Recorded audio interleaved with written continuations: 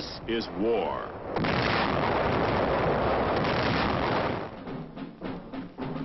War and its masses. War and its men.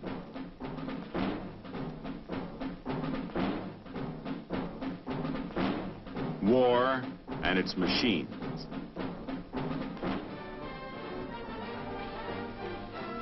Together they form the big picture.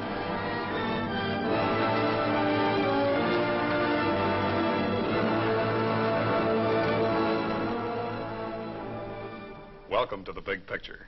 I'm Captain Carl Zimmerman.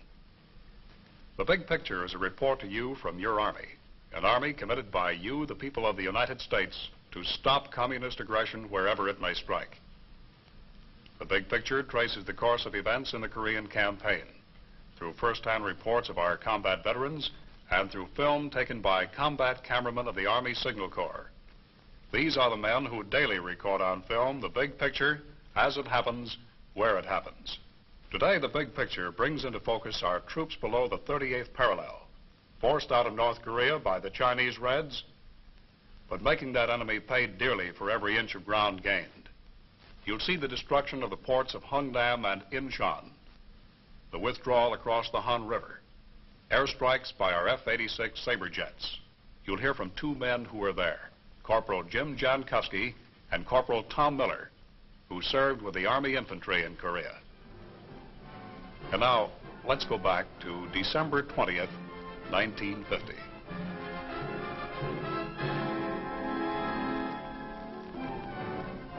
On 20 December, there are two fronts in Korea. Main concern at this time is the Hungnam beachhead, where evacuation has been in progress since 12 December. On the Western Front, UN forces have withdrawn to a general line near the 38th parallel. The enemy continues to mass strength here. 105,000 troops and 100,000 refugees are evacuated from the Hungnam beachhead to the Pusan-Pohang area to the south, plus vast quantities of supplies and equipment. The Navy and Air Force lay down a curtain of steel until the last man is removed. In the west, there is a gradual strengthening of the battle line. As General Matthew B. Ridgway becomes the new commander in the field, the Chinese are preparing for an all-out attack on Seoul. It comes on New Year's Day. The Allies abandoned Seoul on 4 January. With the entire UN line pulling back, the Chinese suffer 10-to-1 casualties, but continue to push south with overwhelming odds. The Navy evacuates thousands at Incheon. On 9 January, the railroad center of Wonju falls. By this time, UN forces have withdrawn 60 miles south of the parallel. Here, a relatively stable situation is set up, although no definite line is drawn. From the 9th to the 20th of January, there are few gains by either side. The city of Wonju exchanges hands several times in bitter local engagements. Air action continues to harass Red concentrations. Both sides have paused to mass strength for the crucial battles impending.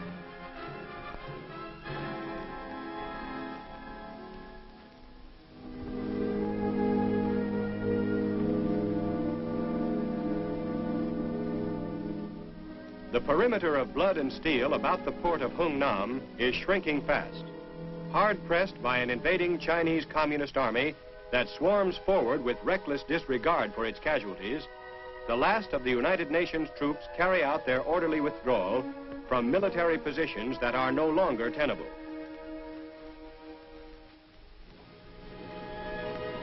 The delaying actions, which have exacted such a high toll of the pursuers, are finally drawing to a close.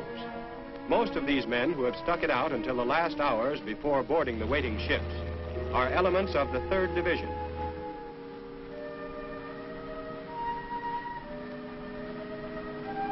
Troops evacuated are being shipped to Pohang and Busan.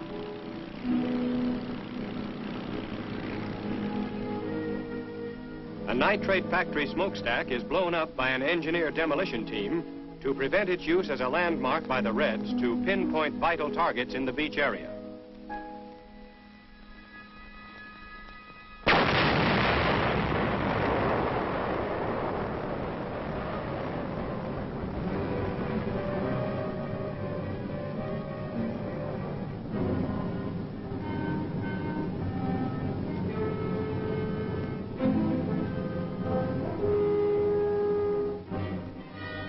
floating artillery holds back an enemy which will finally be allowed to take possession of the heap of rubble for which it is paid so dearly.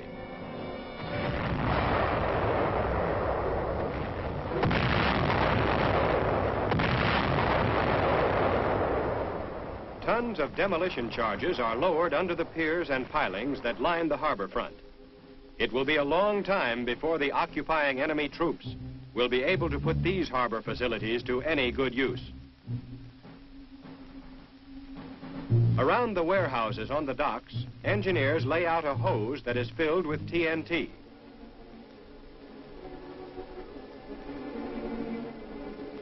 Many lengths of the explosive hose are coupled together and laid close to the foundations of the buildings. In the UN's new scorched earth tactics, few buildings are left in which the Chinese Reds will be able to hide from observation or air attack. Primer cord is attached to the hose and paid out to the last safe position at the water's edge. The last remaining troops board landing craft that are armed with machine guns. Detonation devices left in the abandoned city are ticking off their last seconds.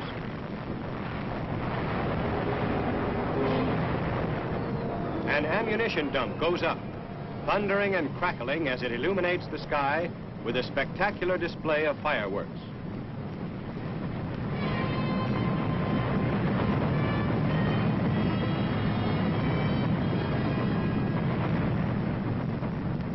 The docks are destroyed.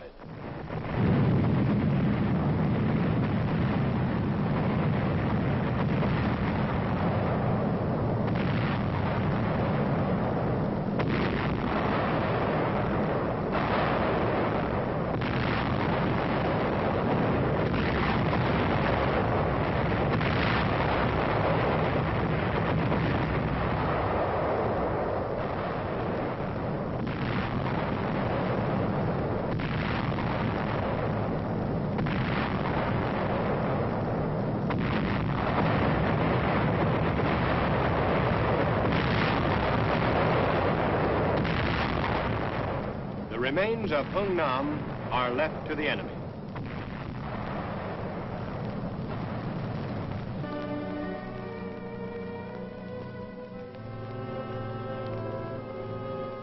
A few miles north of Seoul, other UN troops are also pulling back in the face of overwhelming Chinese military manpower.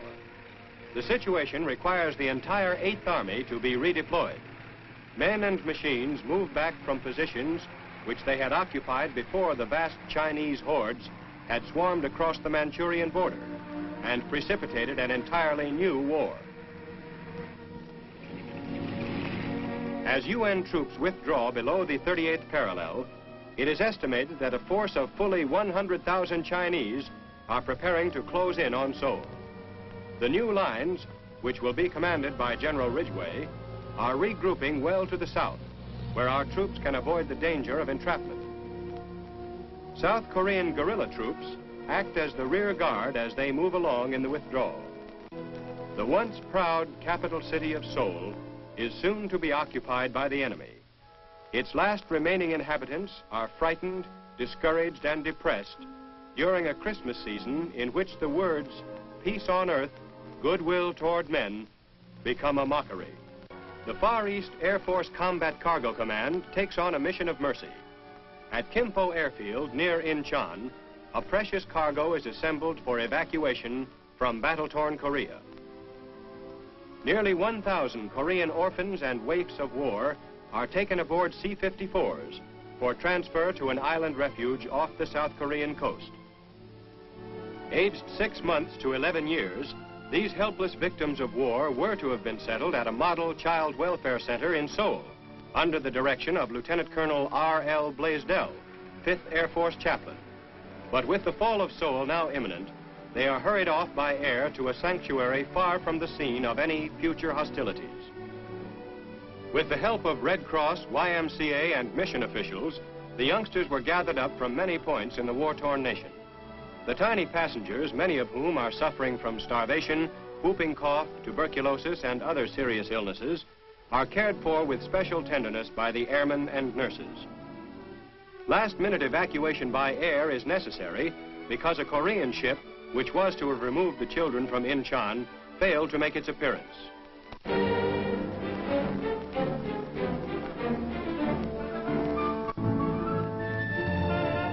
On the southern outskirts of Seoul, United Nations troops pull back across the Han River. The South Korean government has already moved to Busan. The carefully planned withdrawal from Seoul is orderly and without unnecessary haste, as British and American units fight delaying rearguard actions within the burning city to delay the oncoming Reds, who during the last few days have been attacking with fanatic disregard for their own high losses.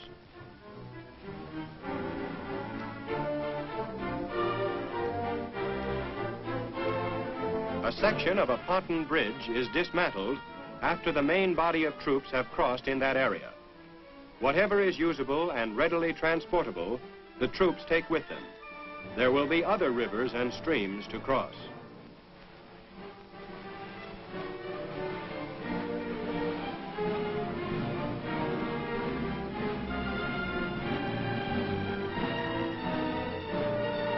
Demolition charges are prepared to blow up the portions of the bridge that are impractical to salvage. Explosives attached, the order is given to destroy the floating span.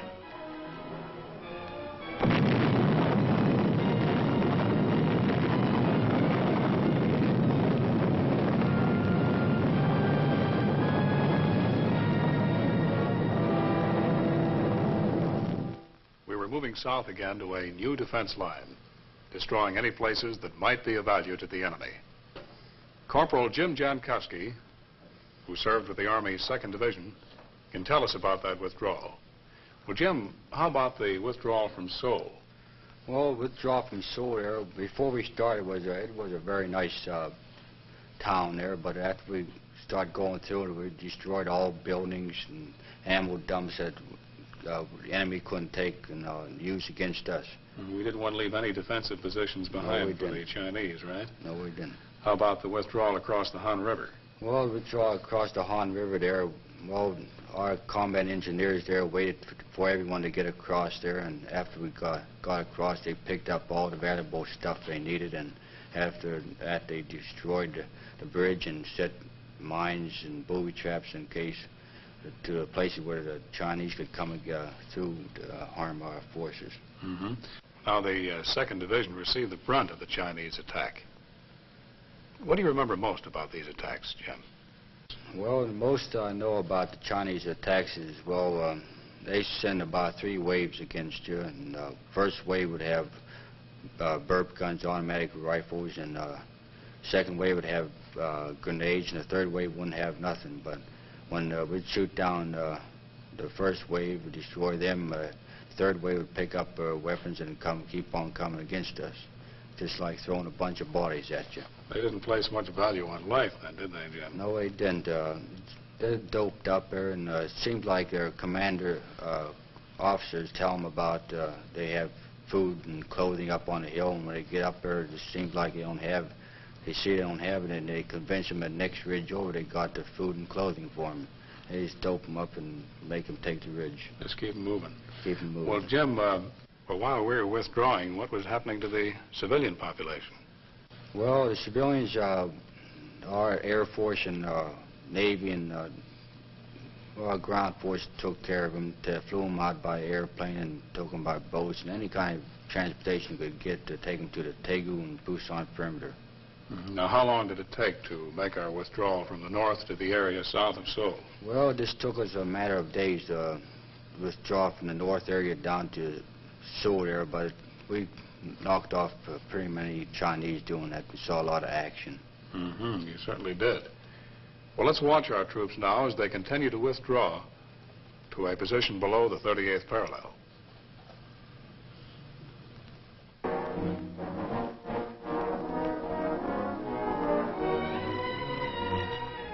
Incheon, the seaport for Seoul, is evacuated. After the fall of the South Korean capital on 4 January, Incheon once again sees her beaches crowded with soldiers. It is a scene which is reminiscent of the United Nations landing here last September. But this time, the situation is more grim. Incheon has been isolated by the Chinese advance through the abandoned city of Seoul, and the communist reoccupation of Incheon is expected within a few hours.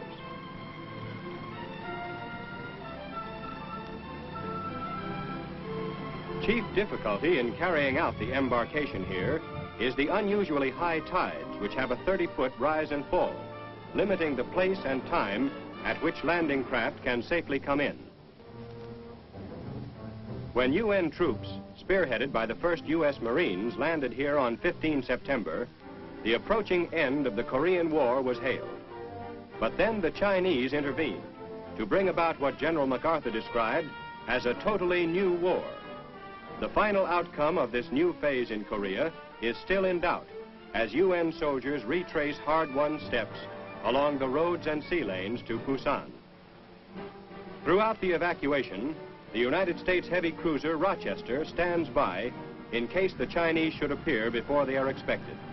The evacuation is to be completed by midnight. As the landing craft pull away, the island of Wolmi stands in the background, patched with snow. When the Marines had made their landing last September, Wolmi Island was the beachhead for the first wave of assault boats. Now Wolmi is the last coastal landmark the troops see as they make their reluctant departure.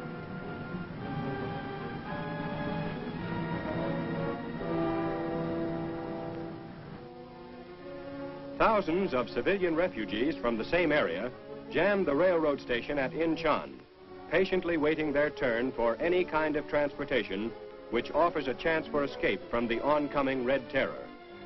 The civilians from this section of Korea, that has been in UN hands for a number of months, appear better clothed and fed than the refugees evacuated from Hungnam in the east.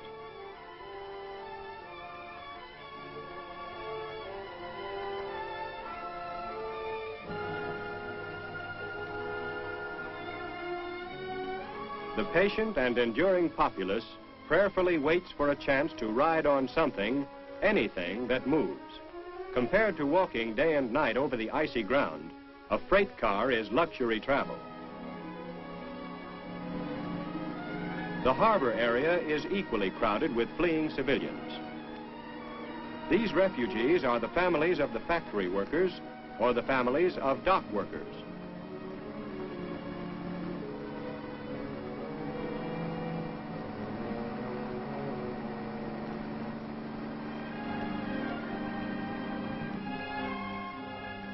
Many refugees arrange for their own transportation. Fishing boats and freighters are pressed into service. The fare is 10,000 won, or about $30, for the 36-hour sea journey to Busan.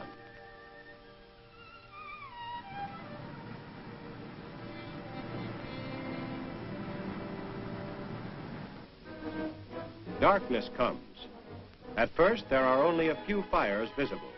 Then, Incheon is destroyed in the face of the advancing enemy.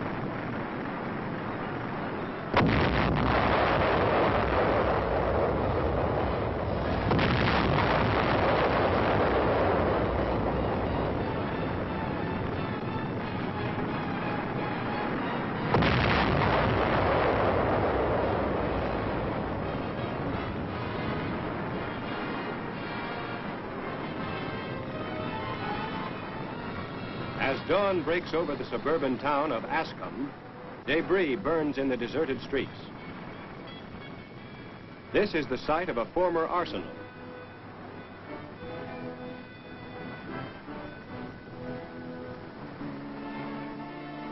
Abandoned locomotives have received a final going over from the air. Kimpo Airfield, 12 miles inland, lies in smoking ruin. Typical of Incheon's total devastation are the locks, which once protected its tidal basin. To the troops of Communist China are left these remains of a Korean city.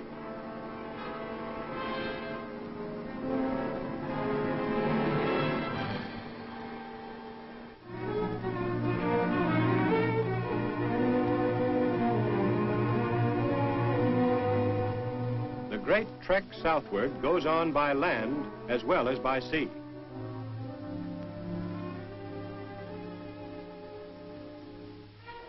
Up to the last, every bridge across the Han River is taxed to its capacity. 1 million civilians have already started southward from Seoul, but still the stream of refugees continues, slowly making its way over frozen rivers and fields.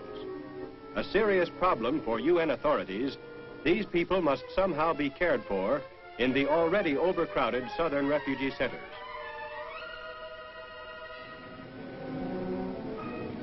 Farther south, near Suwon, British Commonwealth forces of the 29th British Brigade moved to new defense positions in the course of the general redeployment of all United Nations forces. Units of this brigade were among the last to leave the rubble that had once been Korea's capital. On its way back, the convoy passes the rusting skeleton of a Russian tank, one of those knocked out during last year's UN offensive. North of Suwon, U.S. forces, supported by tank units, prepare to dig in to fight further delaying actions in support of the redeployment. By holding the Chinese forces at bay from a series of selected defense positions, the 8th Army's withdrawal from above Seoul is successfully completed with extraordinary order and precision.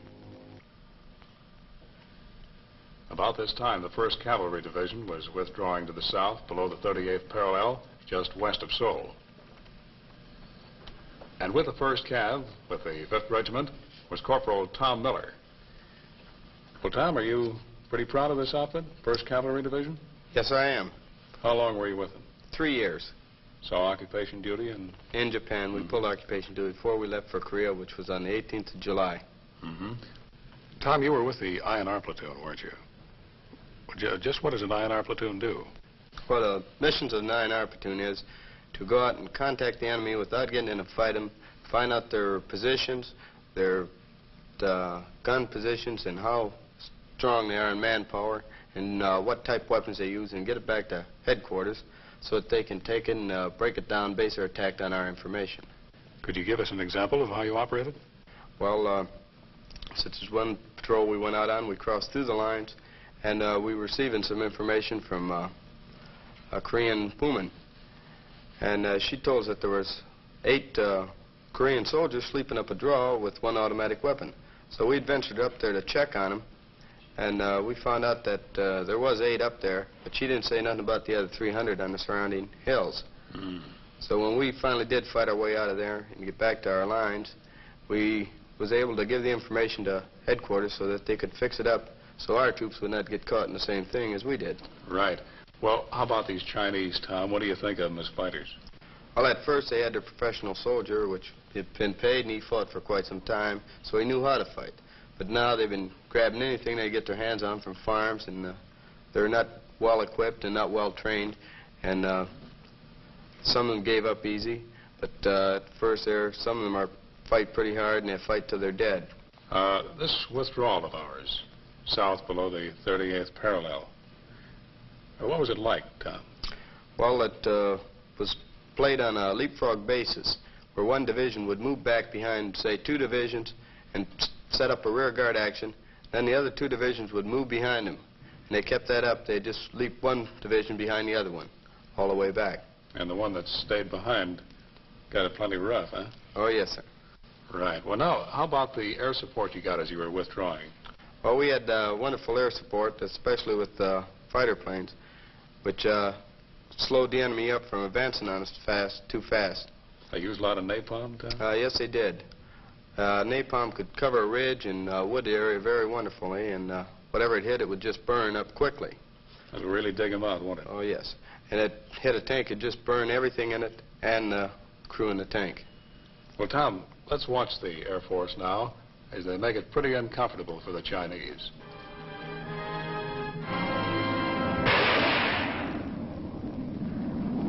As Chinese and North Korean ground forces occupy the ruined land for which they are paying so dear a price, fighter bombers of the UN Air Force fly constant sorties to harass and impede their movements and to destroy their supplies.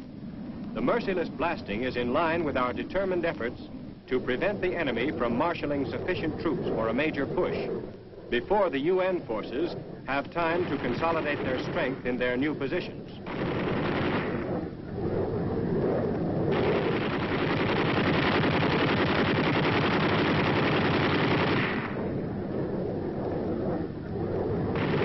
Enemy strength that was to have been pitted against the outnumbered UN troops disappears in flashes of flame and puffs of smoke. After identifying their targets, our planes swoop down like avenging shadows of death and destruction.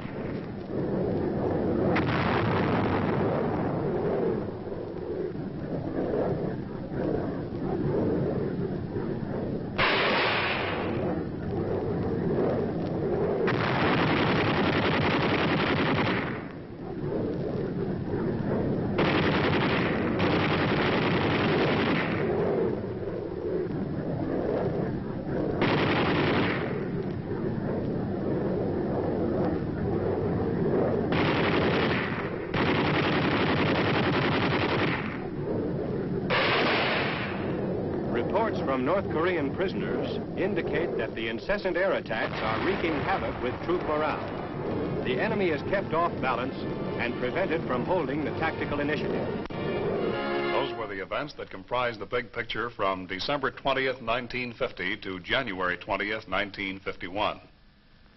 Our thanks to Corporal Jim Jankowski and Corporal Tom Miller for being with us. Next week, the big picture will show the United Nations forces moving north.